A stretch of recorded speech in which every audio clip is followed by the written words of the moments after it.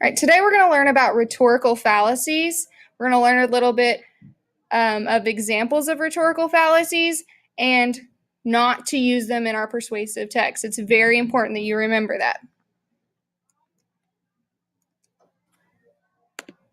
So, what is a rhetorical fallacy?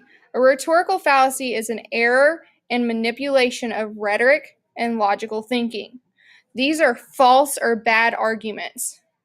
You do not want to use these rhetorical fallacies in your persuasive text, but you do want to be able to identify it when somebody else uses it.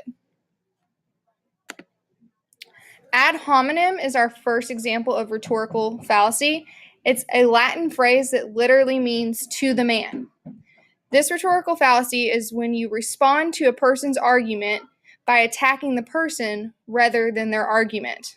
So our example is, here we see that the lobster is attacking the shrimp and saying, can we let a shrimp like this run our great country?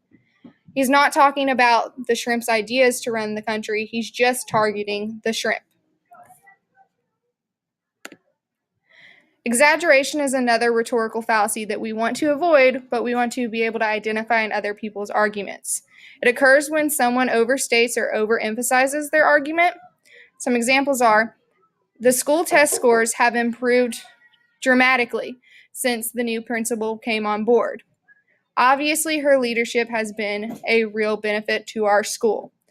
So here, they're over-exaggerating the principal's influence on the test scores.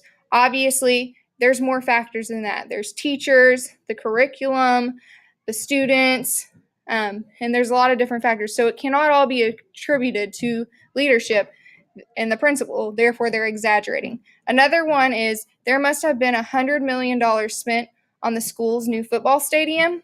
Here they're obviously over-exaggerating their claim because the school did not spend that much money. They're just trying to say that a lot of money was spent, but the way they're saying it is not very smart, and it voids out their claim and makes it a bad argument. Another one is stereotyping. This is very common in culture, and you'll hear it all over the place. It is also a bad way to make your argument. General beliefs we use to categorize people, objects, and events erroneously.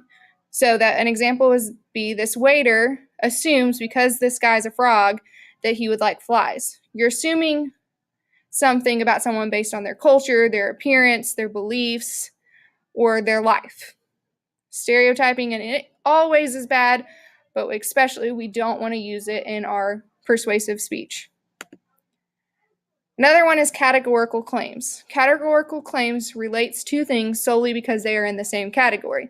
An example of this is, she writes a lot in her journal.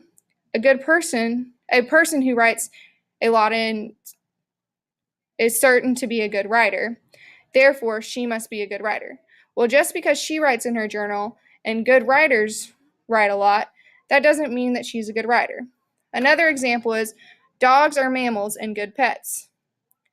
Sharks are also mammals, therefore sharks are good pets. Just because dogs and sharks fall in the same category of mammals does not mean they fall in the same category as good pets. So the most important thing you need to remember is, you're learning these not to use them in your persuasive text, but to identify them in other persuasive texts and show that their argument is bad. So remember, do not use any of these things in your persuasive text.